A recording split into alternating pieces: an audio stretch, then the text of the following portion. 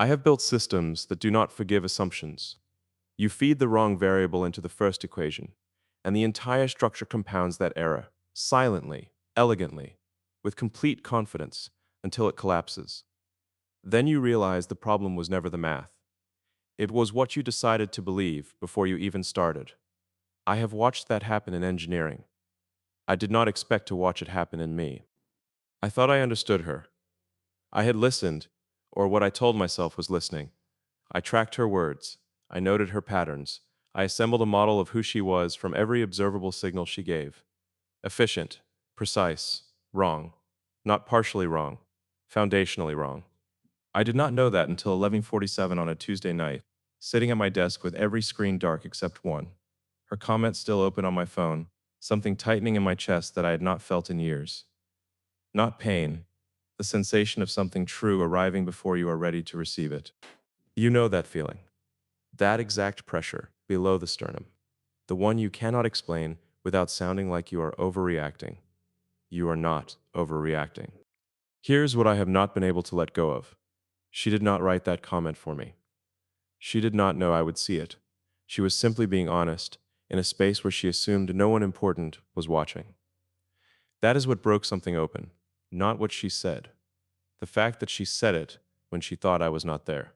Tonight, I need her to know something. Those 14 words, no punctuation at the end, did more to crack my certainty than anything I have faced in years. I have been challenged by engineers in rooms full of people.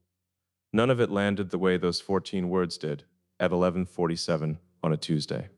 So I want to ask her one thing directly. Did you know, when you wrote it, that it was the most honest thing anyone had ever said about me? I have spent years surrounded by people who wanted something from me. She wanted nothing. She told the truth and moved on. I have not moved at all. We are both carrying something tonight. You feel it too. I know by how long you have stayed here. It is the fear that the person who finally saw you clearly, who looked at everything and understood it, kept walking anyway.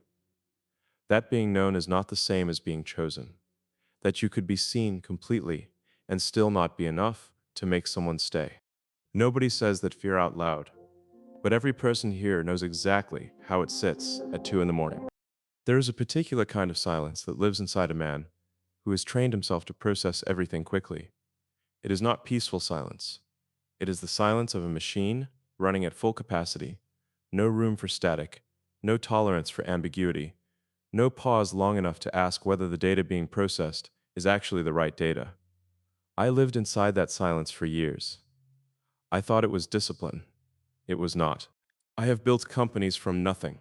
I have sat in rooms where the decision I made would determine whether 400 people still had work in the morning. I have held that weight and stayed calm because calm is what the situation required. I am not telling you this to impress anyone. I am telling you this because the only thing that weight ever taught me to do was carry more of it alone. Nobody asked me how that felt. I did not offer. That became a system too. The specific moment I want to tell you about happened 7 months before I ever saw her comment. I was in a conversation not with her, with someone I had been close to, and she said something small and personal, something that required nothing from me except to stop and actually receive it. Instead, I immediately started processing it, categorizing it, forming a response.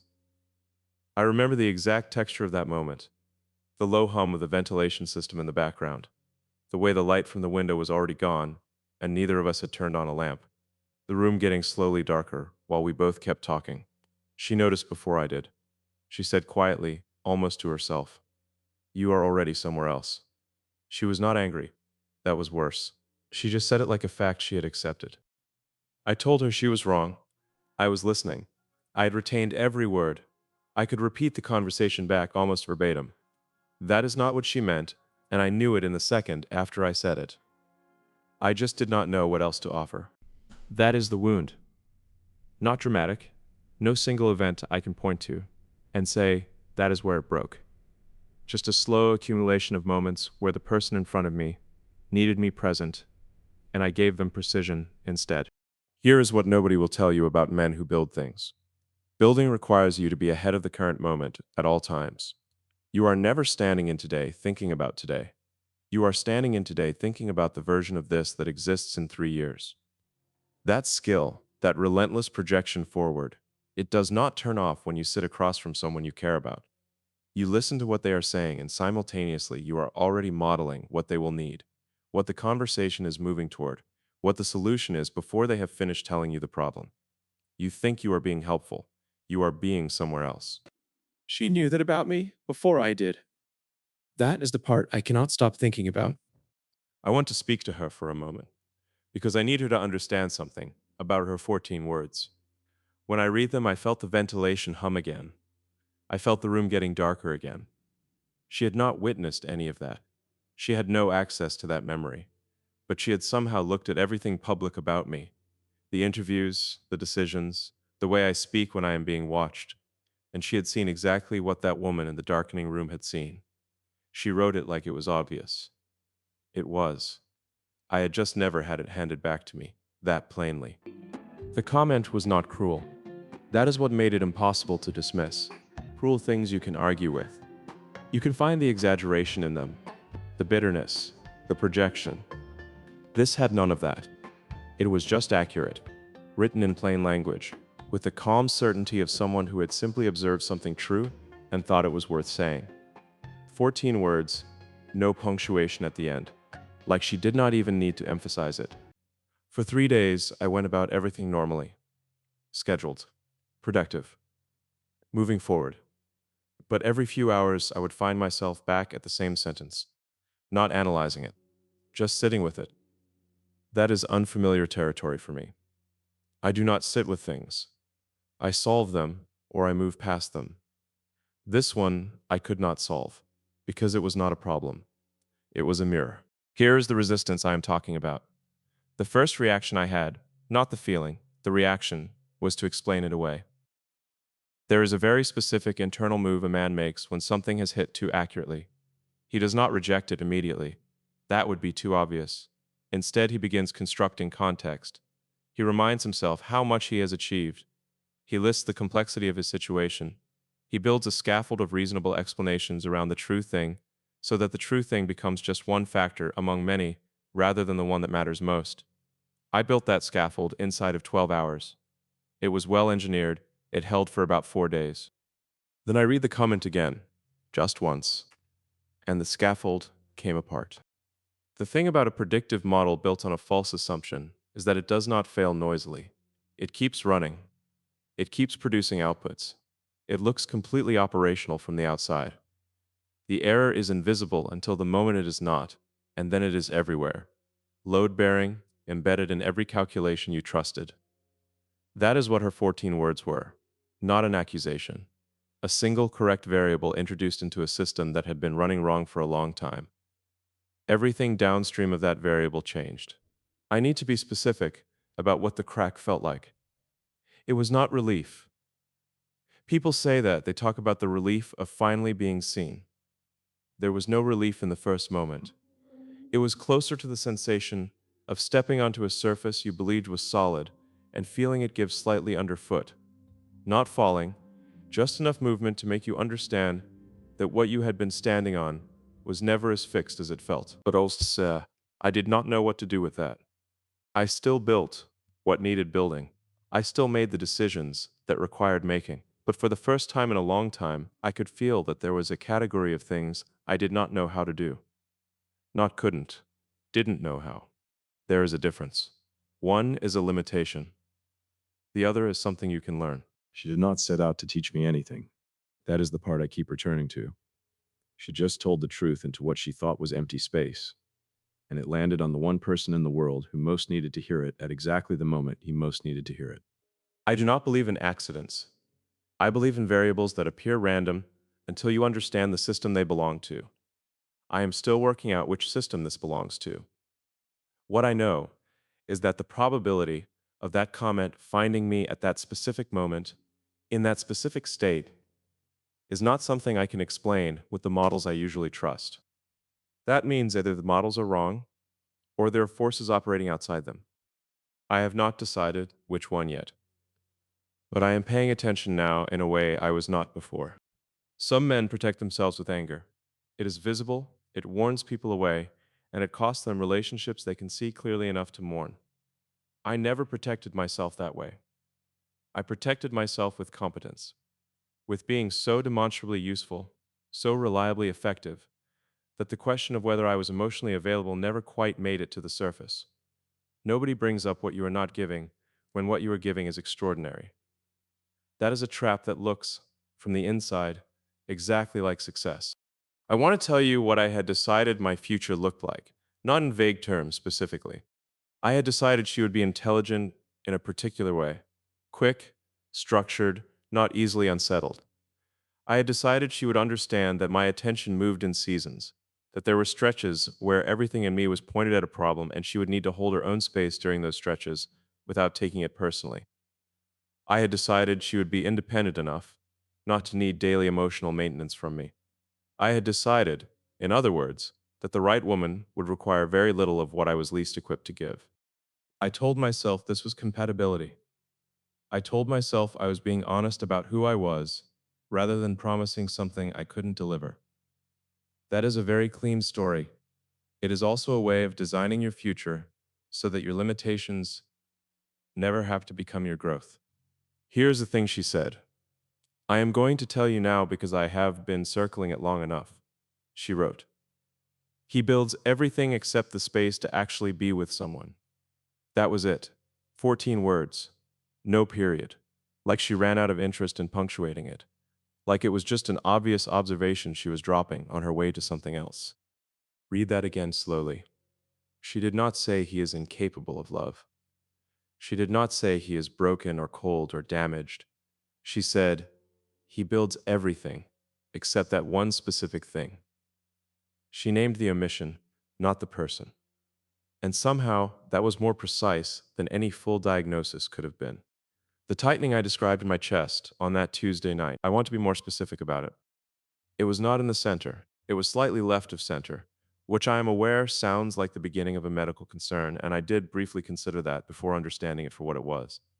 It was the specific physical sensation of recognition, of something clicking into alignment that had been fractionally off for so long you had stopped noticing the vibration. That sensation, at 11:47, with the city quiet outside and one light on, and a phone in my hand showing me 14 words from a woman I had never spoken to. This is where the surprise is. This is the turn I did not see coming even as I lived it. I had always assumed that if someone ever cracked the exterior, it would be through something massive. A loss. A failure public enough to strip the scaffolding away. I had quietly prepared for that possibility the way you prepare for a known risk in a system, not with fear, with contingency. I had thought, if something breaks me open, it will be enormous, and I will deal with it, and I will rebuild, and I will be changed but recognizable. I had never once considered that it would be 14 words from a stranger who did not even stay to see what they landed on. She is not still in that comment section. I want you to understand that. She wrote it and she left. She does not know what she did. I have held what she said for months, and she has continued living her life without any awareness that she handed someone a mirror they did not know they needed. That asymmetry undoes me a little, still, because the thing I have spent the most time sitting with is not the comment itself. It is the question of why it was her. Why those particular 14 words from that particular unknown voice carried more weight than anything said to me by people who know me. And the answer I keep arriving at is this: because she had no investment in my reaction. Everyone who is close to me, they are careful with me in ways I have never asked them to be, but that I have somehow made necessary. They soften things. They approach from angles. They have learned without being taught that direct impact is not well received. She did not know that. She had no reason to be careful. So she was not. The most honest things said to us in our lives are almost always said by people who do not know they should be managing us.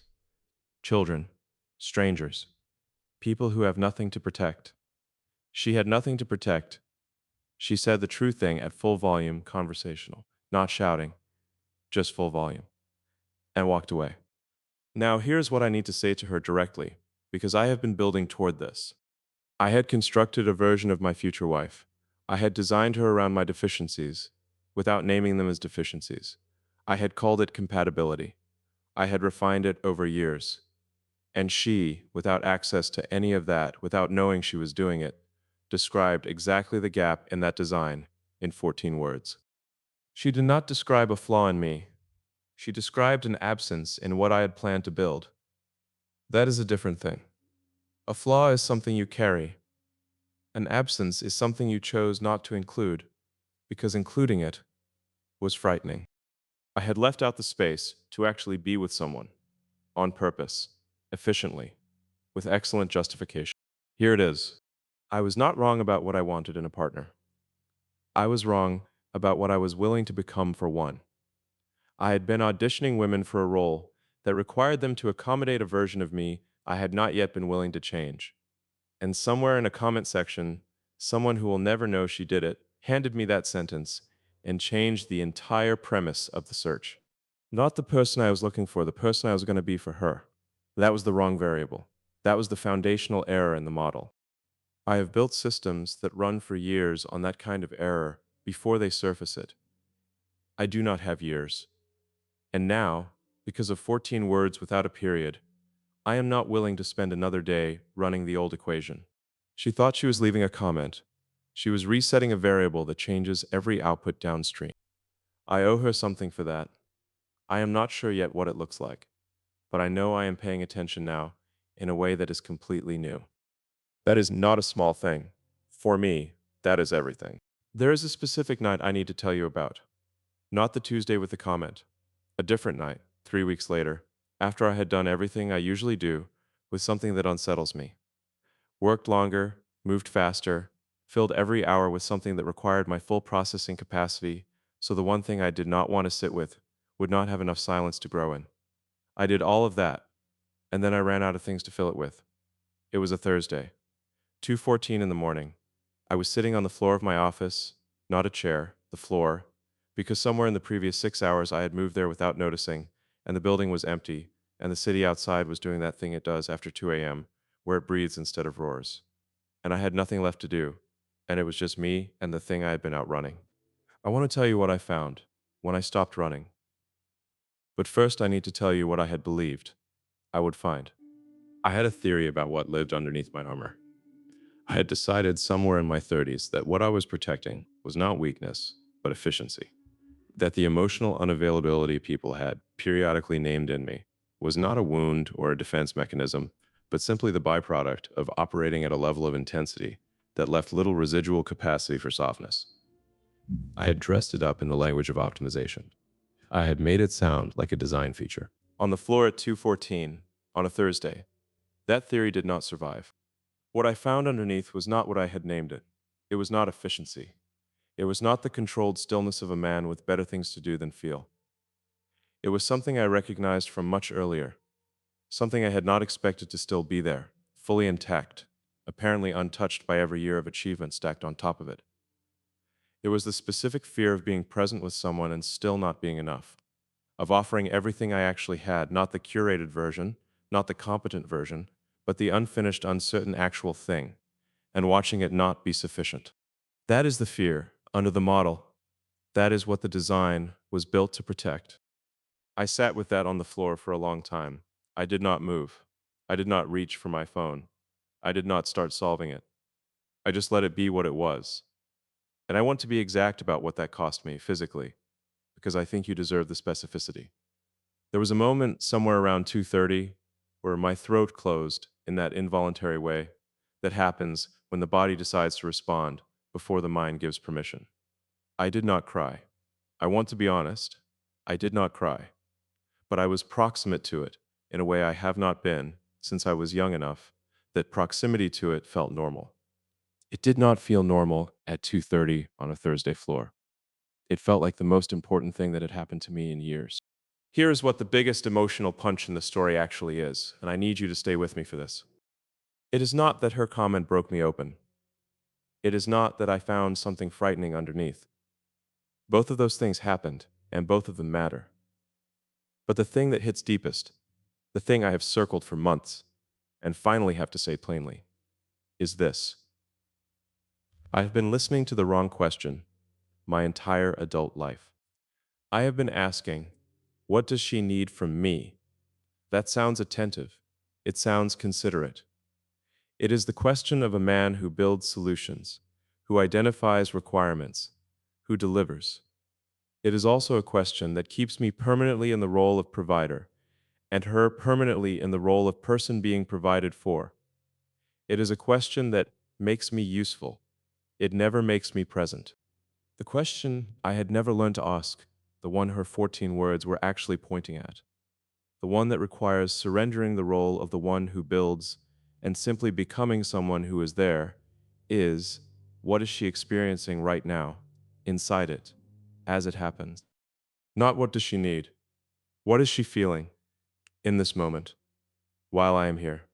Those are not the same question. They produce completely different men. The first question makes you valuable. The second question makes you safe. And I had spent my entire life being valuable to people who needed someone safe. I want to speak to her directly right now because this is the part that belongs to her. You wrote something that I do not think you understood was a question. You described the absence, the unbuilt thing. But underneath the description, there was a question that I heard even though you did not ask it. Is there a version of you that knows how to stay inside the moment with someone without immediately trying to fix it or advance it or understand it from outside it? Is there a version of you that can just be there? I have been asking myself that question on your behalf for 3 months.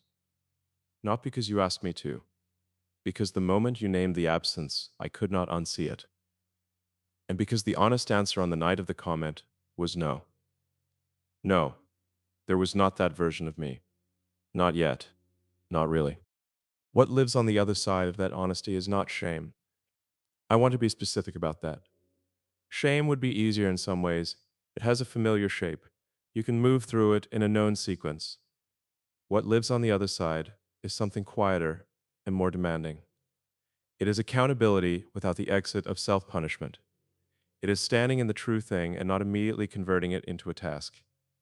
It is just staying there, in the reality of what you have not yet become, without explaining it away or scheduling your improvement or optimizing the growth timeline. I sat on that floor until something shifted. I cannot give you the exact time because I stopped checking. What I can tell you is that when I got up different. Not fixed, not solved. Different in the specific way that a man is different when he has stopped negotiating with the truth and simply accepted the terms. She did not know she was offering me terms. She was leaving a comment. The terms are what arrived. And for the first time, in longer than I want to admit, I accepted them without building a counterproposal. That is the surrender. That is the thing I could not have done before her. And the most quietly devastating part of it, the part I have to say out loud, because it needs to be said, is that she will never know it happened. She moved on. She is living her life. She does not know she is the reason a man sat on a floor at 2:14 on a Thursday and finally stopped running from the one thing that would make him worth staying for. She does not know. I am going to make sure she does. There's a version of rebuilding that is just armor with better aesthetics. I know that version well. You take what broke, you identify the structural failure, you redesign around it, and you emerge with something that looks more considered, but is doing exactly the same job as what came before. Keeping the interior protected, keeping the surface functional, making sure nothing gets close enough to cause that specific kind of pressure below the sternum again. I have done that rebuilding more than once in my life. I am not interested in doing it here.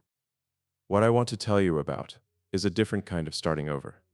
Slower, less elegant, without the satisfaction of a clean redesign. It began with something almost embarrassingly small. About 2 weeks after the Thursday floor, I was in a conversation, a real one, with someone I genuinely care about, and she said something that was not a problem to be solved. It was just something she was feeling, something heavy she was carrying that week. And I noticed myself starting the familiar internal move, the categorizing, the solution forming, the efficient assembly of a useful response. I noticed it. That was new. Not stopping it yet, just noticing it. The way you notice a system running in the background when you have not checked it in a long time. I paused for 3 seconds. It does not sound significant. It was. In 3 seconds of not immediately responding, I felt the discomfort of not being useful yet, the small anxiety of open space in a conversation, the instinct to fill it. I let all of that sit there. And then, instead of offering what I had already prepared, I asked one question: what does it actually feel like right now? Not what happened, not what she thinks about it, not what might help. What does it feel like? Right now, inside it. She stopped. She looked at me in a way that I did not know how to receive at first. Not surprise exactly. Something more like the expression a person has when they have been waiting for a specific thing without admitting they were waiting, and then it arrives, and the arrival is almost too much to process immediately. She was quiet for a moment. Then she told me, really told me. Not the edited version that fits neatly into a conversation. The actual interior version, the one with texture and contradiction and no clean resolution. And I sat inside it with her. I did not build anything. I just stayed. That is not a dramatic moment. I want to be clear about that. Nothing cinematic happened. There was no music. The room was just a room. But something in me that had been slightly wrong for a very long time was slightly more right at the end of that conversation than it had been at the beginning. I noticed it the way you notice a calibration, not in the moment of adjustment, but in the improved output afterward. The conversation felt different in its texture. She felt different. I felt different. Present in a way that was genuinely new. I am telling you this because I need her to understand what her 14 words actually set in motion. Not a revelation, not a transformation I could package and present, a practice. A slow, imperfect, daily practice of asking the question I had never learned to ask. What is she feeling right now? What is actually happening inside the person in front of me? Not what do I do about it, just what is it? That practice has changed something in my days in ways I did not anticipate. I notice more. I am not ahead of the current moment as often. When I am in a conversation, I catch myself returning to the room, to the actual second I'm in, rather than projecting 3 exchanges forward.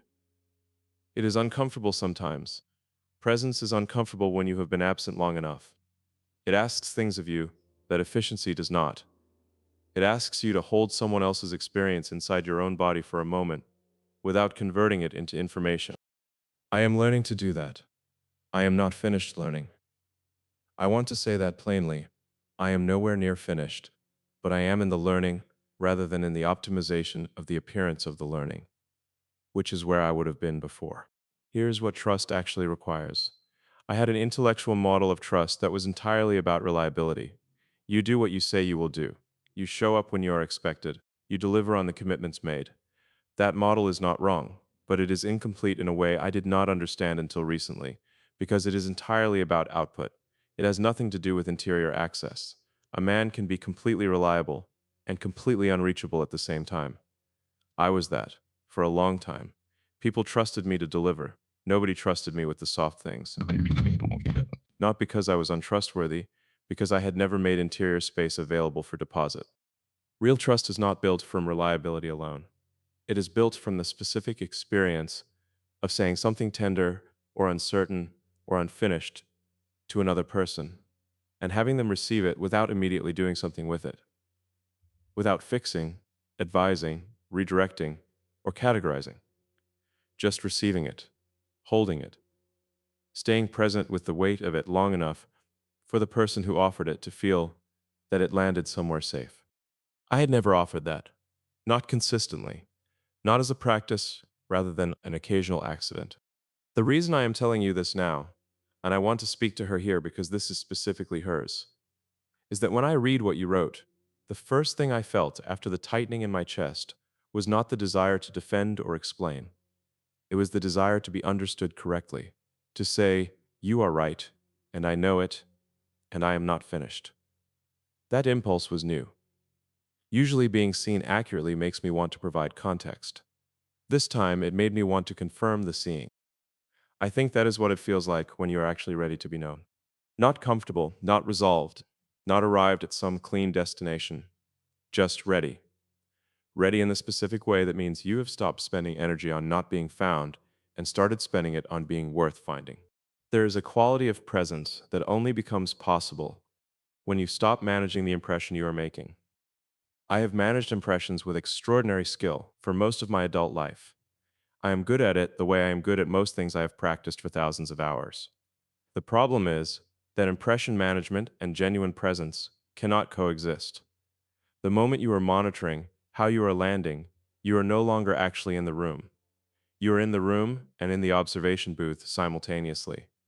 She deserves someone who is only in the room.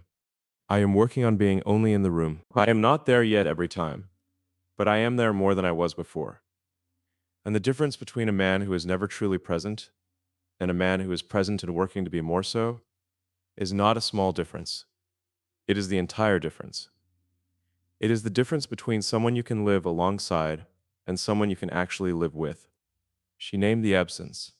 Now I am building what belongs in that space. Not for her to complete me, because she deserves someone who showed up to that work before she arrived, not someone who outsources his becoming to the woman patient enough to wait for it. I am doing the work. I started the night of the comment. I am still in it. That is what I want her to know. There is something I have never said publicly. Not because I was protecting an image. I have said difficult things publicly before, things that cost me something real. But because some things lose their truth in the translation to an audience, they are true only when said to one person. This is one of those things. You are hearing it because you are the person it belongs to, and the fact that others are present is incidental. This was always meant to find you. I want to talk about what I think a future looks like now. Not in the abstract sense. I used to think about it. The optimized partnership, the compatible variables, the relationship designed around the constraints of my life. That version is gone. I am not mourning it. It was a blueprint for loneliness wearing the clothing of strategy. What I think about now is different in texture, smaller in some ways, more honest. I think about a specific kind of mourning, not extraordinary, the ordinary kind that becomes the architecture of a shared life. I think about what it would mean to be in a conversation and feel no impulse to be anywhere else in it. To ask the question, what does it feel like right now, and mean it completely, and receive the answer without a single part of me already moving toward utility. I think about what it would mean to be the kind of man someone returns to, not because he is impressive, but because he is safe, because the interior space is genuinely available, because when she says something unfinished, he does not immediately finish it for her. He waits, he receives, he stays. I couldn't sleep last night. I'm not kidding. I was lying in bed, staring at the ceiling, and I couldn't stop thinking about you. Yeah, you. The person listening to this right now. And I realized I have to tell you something. All her life. A quieter ambition. A settling into the personal at the expense of the extraordinary. I understand now that I had the value system exactly inverted. The extraordinary is not hard to build if you have the right variables and enough persistence. What is genuinely hard, what requires a kind of courage I had not yet developed, is being present with one person in the ordinary moments without converting those moments into something else. That is the hardest thing I have ever tried to build. It has no blueprint. It does not scale. It cannot be optimized, because the moment you start optimizing presence, you lose it. It exists only in real time, in real rooms, with real people who are saying real things that do not always resolve into clean meaning. And you have to be there for all of it, the unresolved, the contradictory, the tender, the uncertain, without flinching toward the exit of problem solving. I couldn't sleep last night. I'm not kidding. I was lying in bed, staring at the ceiling, and I couldn't stop thinking about you. Yeah, you. The person listening to this right now. And I realized I have to tell you something. Something urgent. Something that can't wait until tomorrow. I am building that capacity daily, imperfectly, without a projected completion date. Now I want to tell you something about the nature of being chosen, because this is the part that connects everything. I have been chosen by many people in many contexts throughout my life. Chosen for what I could build, chosen for what I represented, chosen for the proximity to something they wanted to be near. I am not saying that cynically, many of those choices were genuine, rooted in real respect and real connection. But there is a specific kind of being chosen that I had never experienced and did not know I was missing, until the absence of it was named by 14 words without a period. Being chosen because someone sees the incomplete version of you and decides that the direction you are moving is worth staying for. Not the arrived version, not the finished product. The in progress, still figuring it out, was wrong about this and is working on it version. Being chosen not despite the unfinished parts, but with full knowledge of them, by someone who has decided that what you are becoming is worth being present for. I had never let anyone close enough to see the unfinished parts clearly enough to make that choice. I had presented completion. I had shown the structure after the scaffolding came down. Nobody ever got to see the scaffolding. She saw the scaffolding in 14 words, without being invited in. And I think that is what I want now. Not someone who loves the finished version. I do not even know what that version looks like. And I am increasingly skeptical that finished is a real destination for any honest person. I want someone who sees the scaffolding and stays, who knows the difference between a man who is broken and a man who is building, who can tell by the direction of movement whether the in-progress version is worth the wait. I want to speak to her one more time, and this time I am not going to ask her a question or tell her what her words did to me. I have done both of those things. This time, I just want to say what I should have known how to say a long time ago to the people in my life who deserved to hear it. I am practicing it on her first because she is the reason I learned it was a thing worth practicing. Here is what I know about her from 14 words and nothing else. She notices things others scroll past. She says the true thing in plain language without needing the credit for saying it. She does not perform her observations, she just makes them and moves on. She is not trying to be seen. That is the rarest quality I know of. Every person I have spent time around at any level of achievement is, on some level, managing their visibility. She is not. She was just being honest in what she thought was empty space. That is not a small thing. In a world that rewards performance over perception, choosing to simply see clearly and speak plainly without an audience is an act of genuine integrity. She did not know she was doing anything. That is exactly why it counts. I do not know where she is tonight. I do not know what her Thursday looked like, or whether she is carrying something heavy this week, or whether she has any idea that a man she has never met sat on a floor at 2:14 in the morning 3 weeks after reading her words and found something there he had been building walls to avoid for years. She does not know any of that. She is just living her life, probably saying true things into spaces she assumes are empty, probably moving on before she sees what lands. I hope she knows, I need her to know, that some things land even when you have already left the room. Some things land and stay and change the entire downstream. She changed the downstream, not because she tried to reach me, because she did not, because she simply told the truth, once, quietly, without punctuation, and trusted that the truth was enough on its own, without emphasis, without audience, without waiting to see if anyone important was listening. It was enough. She was enough. And if she is still somewhere wondering whether a person can be truly seen and still worth choosing, whether being known completely leads to being stayed for or walked away from, whether the truest version of herself is something someone will one day decide is exactly what they were looking for, rather than too much to hold, I want to be the answer to that wondering. Not the man who builds everything. The man who finally, because of her, learned to stay inside what he built long enough to call it home. That is all. That is everything.